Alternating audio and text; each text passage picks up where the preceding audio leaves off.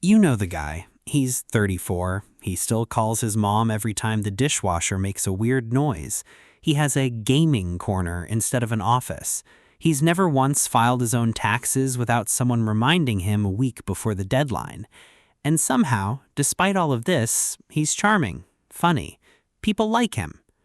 So how does someone become a fully grown adult who still operates like a teenager who never got the memo that childhood ended? That's the question we're digging into today. Because the answer isn't laziness, and it isn't even really about maturity. It's about something much deeper and much more human than we usually give it credit for. Here's the assumption most people make. They think the man-child is simply someone who refuses to grow up. Lazy, entitled, maybe a little spoiled. Case closed, right? But psychologists who study arrested development and what's sometimes called extended adolescence will tell you it's rarely that simple. In fact, a lot of the behavior we associate with the man-child archetype traces back to something called learned helplessness, a concept first studied by psychologist Martin Seligman back in the late 1960s. Seligman found that when an organism, in his case dogs, experiences situations where their actions don't change the outcome, they eventually stop trying altogether. Now stretch that idea into childhood.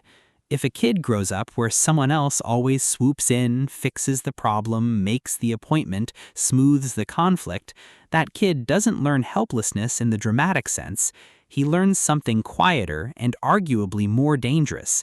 He learns that struggle is unnecessary because struggle was always handled for him. Think about it like a muscle.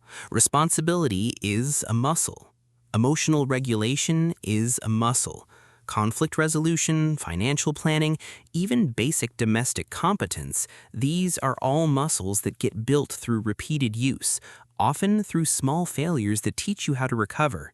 If you never lift the weight, the muscle simply doesn't develop. It's not that it's broken, it just never had the chance to grow. And here's where it gets interesting, because this isn't only about overprotective parenting. Culture plays an enormous role too. For decades now, marketing, media, and even social structures have extended what we might call the adolescent window. Where previous generations were nudging 18-year-olds toward marriage, mortgages, and full-time jobs, modern life has stretched that runway out, sometimes into the 30s. Researchers studying what's called emerging adulthood, a term coined by psychologist Jeffrey Arnett, found that this extended period of identity exploration is now a recognized developmental stage of its own. For some people, that stage becomes a launching pad. For others, it becomes a permanent residence. There's also an attachment piece worth talking about, because relationships often reveal this pattern most clearly. A lot of man-child behavior shows up specifically in romantic partnerships, where one partner unconsciously slides into a parental role, managing logistics, emotional labor, scheduling, reminders, basically running the relationship like a small business while the other partner coasts. Psychologists sometimes call this dynamic weaponized incompetence, though to be fair, it's rarely conscious or malicious. It's more like a groove that gets worn into a relationship over time. One person keeps stepping up, so the other person keeps stepping back, and eventually that imbalance calcifies into identity. He's not pretending to be bad at laundry. Some part of him has genuinely never had to learn. Now, here's where I want you to pause for a second, because it's easy to feel either smug or frustrated talking about this topic, depending on which side of it you've lived on. But let's bring some empathy into the room, because underneath a lot of man-child behavior is something surprisingly tender. Fear. Fear of failure dressed up as carelessness. Fear of responsibility disguised as forgetfulness. Growing up, in the deepest psychological sense, means accepting that you are now the one responsible for your own outcomes, your own mistakes, your own consequences. That's terrifying for anyone, but especially for someone who was never given small, safe doses of that terror earlier in life. So instead, the nervous system finds an exit ramp: humor, distraction, delegation, avoidance disguised as spontaneity. It's not that he doesn't care, it's that some part of him never built the internal architecture to carry the weight of caring fully. And this is the part I find genuinely hopeful. None of this is fixed. The brain's prefrontal cortex, the part responsible for planning, impulse control, and long-term thinking, continues developing and adapting well into your 20s, and through neuroplasticity keeps reshaping itself for life.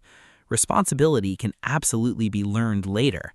It's slower, a little more uncomfortable, kind of like trying to build muscle in your 30s instead of your teens, but completely possible.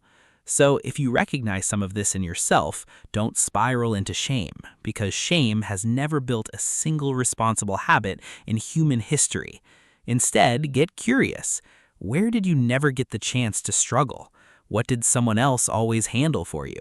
And if you recognize this pattern in someone you love, ask yourself honestly whether you've been unintentionally reinforcing it, the way every enabling relationship quietly does. Growth isn't about punishment. It's about finally being handed the weight you were always capable of carrying. If this gave you a little jolt of recognition, drop a comment and tell me which part hit closest to home, because I guarantee you're not the only one.